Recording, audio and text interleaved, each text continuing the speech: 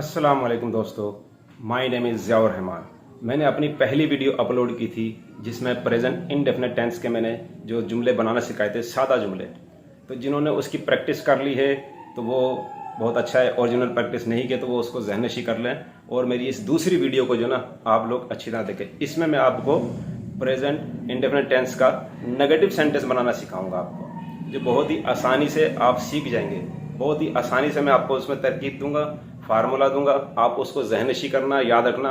अगर किसी के पास अपना जर्नल पड़ा हुआ है तो उस जर्नल के ऊपर लाजमी जो है ना, जो मैं आपको देता हूँ उतारने के लिए, लिखने के लिए, याद करने के लिए, तो आप वो उसको लिख लिया करें, याद कर लिया करें, ताकि आप उसकी भी प्रैक्टिस कर लिया करें। ज़्यादा से ज़्यादा आपको 5-6 मिनट की वीडियो में आपको दूंगा। आप जो है ना उसमें 10-15 मिनट आप अपने उसमें से जो है उसकी घर में अपने खुद प्रैक्टिस करना। जब आप उसकी प्रैक्टिस करेंगे तो इंशाल्लाह ताला आपको बहुत आसानी से इसको याद हो जाया करेगा। तो जो मैंने आपको सादा जुमला सिखाए थे प्रेजेंट इंडेफिनिट टेंस के अफर्मेटिव, तो आपने यकीनन उसको याद कर लिया होगा, सीख लिया होगा।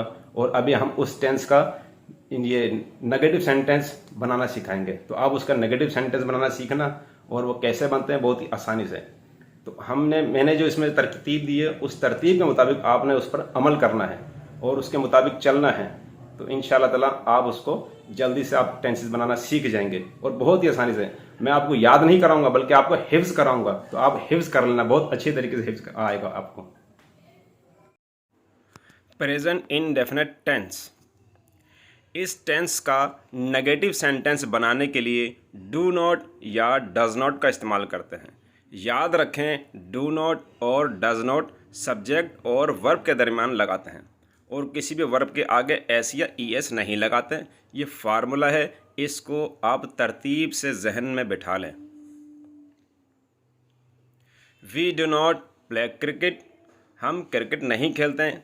वी इसमें प्लूरल है तो इसलिए हमने इसके आगे डू नॉट लगाया है। तो सब्जेक्ट और वर्ब के दरमियान डू नॉट का इस्तेमाल कर दिया। I do not write a letter, subject इसमें आई है तो इसलिए हमने डू का इस्तेमाल किया है। I do not write a letter, मैं ख़त नहीं लिखता हूँ। They do not drive a car, वो कार नहीं चलाते हैं, क्योंकि दे इसमें प्लूरल है तो इसलिए हमने दे के साथ हमने डू नॉट का इस्तेमाल किया है।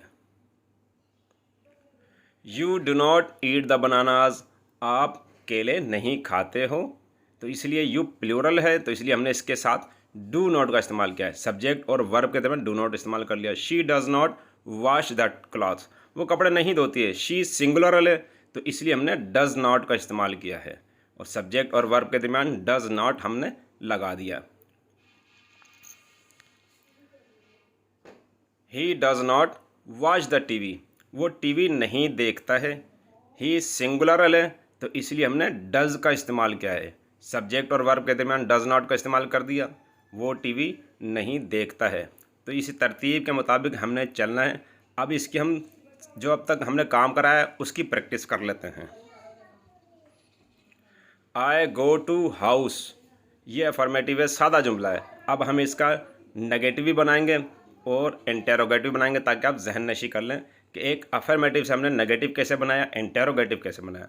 I do not go to house, मैं घर नहीं जाता हूँ। सब्जेक्ट और वर्ब के दरमियान हमने डू नॉट का इस्तेमाल किया। अब सब्जेक्ट से पहले हम हेल्पिंग वर्ब का इस्तेमाल करेंगे। Do I go to house, क्या मैं घर जाता हूँ। सब्जेक्ट से पहले हेल्पिंग वर्ब और सब्जेक्ट के बाद वर्ब, ये तरतीब है। इसे अच्छी तरह आप याद करें, जहन में बिठाएं, आप टेंसेस बनाना बआसानी सीख लेंगे। ही स्विम्स इन द वाटर, हमने स्विम्स के आगे एस या ई एस इसलिए लगाते हैं क्योंकि सब्जेक्ट वर्ब से पहले सिंगुलर है। ही सिंगुलर नाउन है। ही स्विम्स इन द वाटर, तो वर्ब के आगे हमने एस या ई एस का इस्तेमाल कर दिया। He does not swim in the water, तो हमने वर्ब के आगे से एस या ई एस को हटा दिया, और सब्जेक्ट इसमें ही है तो उसके बाद हमने डज इस्तेमाल किया है। तो सब्जेक्ट और वर्ब के दरमियान डज नॉट का इस्तेमाल कर दिया। Does he swim in the water, subject से पहले हमने डज लगाया, ये इंटेरोगेटिव बन गया। Does he swim in the water, क्या वो पानी में तैरता है। आप इसे अच्छी तरह याद कर लें।